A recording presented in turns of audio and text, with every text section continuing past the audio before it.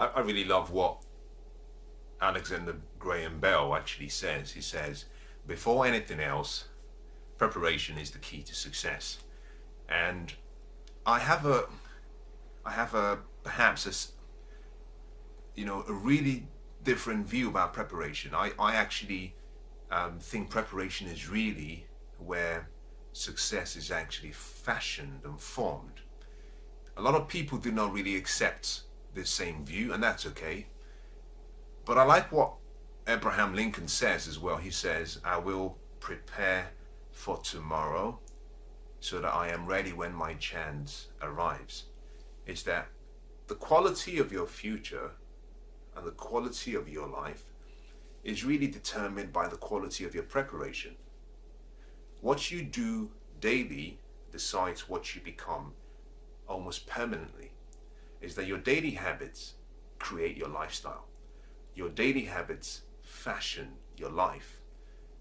And tomorrow, and your tomorrow will be, in most cases, will be a function of what you did yesterday or what you've done in the past and what you were willing to do today. Except you decide to change something. If there is no change in between, and if you do exactly what you did yesterday and in the past and you repeat it today, that really decides what happens tomorrow. Success is really fashioned and formed during the preparation stage. It's really difficult for most people to perhaps understand, but I believe genuinely that whoever you want to be, whatever you want to do, whatever you want to have in the future, you must be doing it right now. If your dream is to become a teacher, if your dream is to become a speaker, if your dream is to become an engineer, if your dream is to become even a prime minister, whatever your dream is, you must be doing today what you want to do in the future. And the reason is simply because if you don't, you're always going to live on what we call Sunday Isle. Is that it's always going to be Sunday and Sunday and Sunday.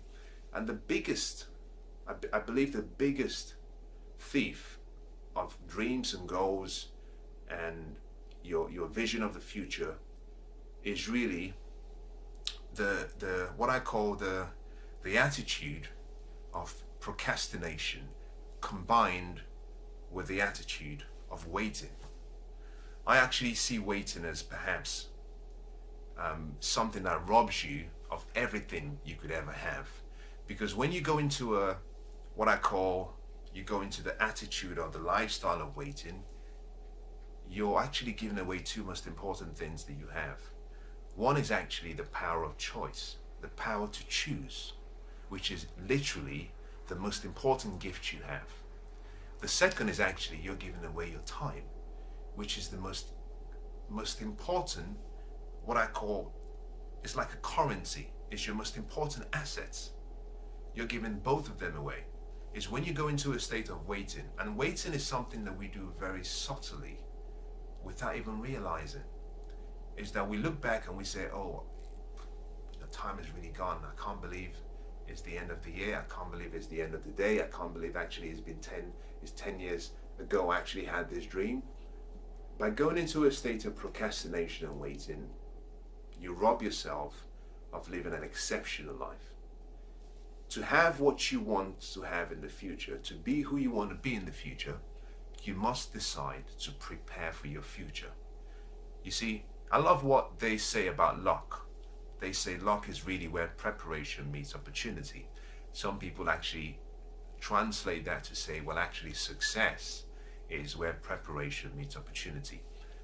Every day you have opportunities all around you.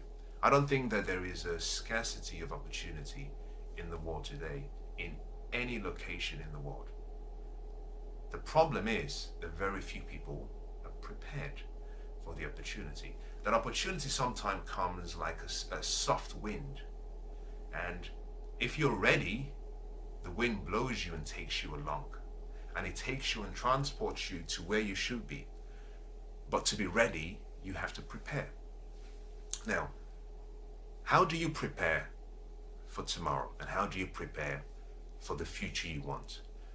Well, I can talk about preparation for 2 hours, but let me just perhaps just break it down into just two very, very quick comments.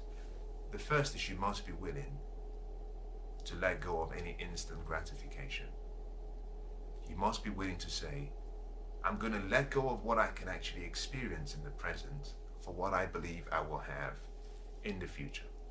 Gratification, instant gratification, is one of the saddest things that has happened to people in the 21st century.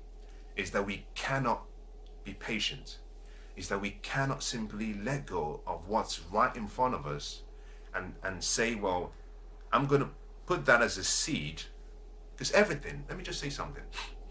Everything in life is really like a seed, something that you sow.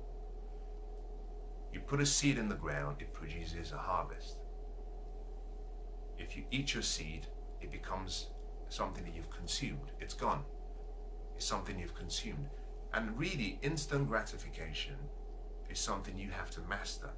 And that is simply by saying to yourself, well, I will discipline myself, and I will be patient, and I will stay focused. And that seed, I'm going to let it stay in the ground and let it produce more trees, because once the trees have been produced, then I have more seed, I have more fruits, I have more leaves.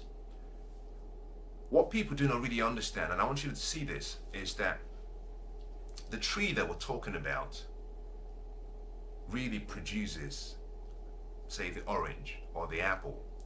And from the orange or the apple, you have the orange juice or the apple juice. And so instead of focusing on, I want this apple juice, I want the oranges right now, why don't you say to yourself, well, I'm going to plant this seed, because once I have the trees, then I have apple juice for life. So that one of the first things you have to do if you're going to prepare yourself for tomorrow is make a decision that you will delay instant gratification, that you will focus on the results of the future rather than the gains of the immediate present. Now, the second thing you have to do if you're going to prepare for your future is make a decision really that you will let go of your past. I really think that in many cases, many people have failed to see the potential they have within them because they keep focusing on the past.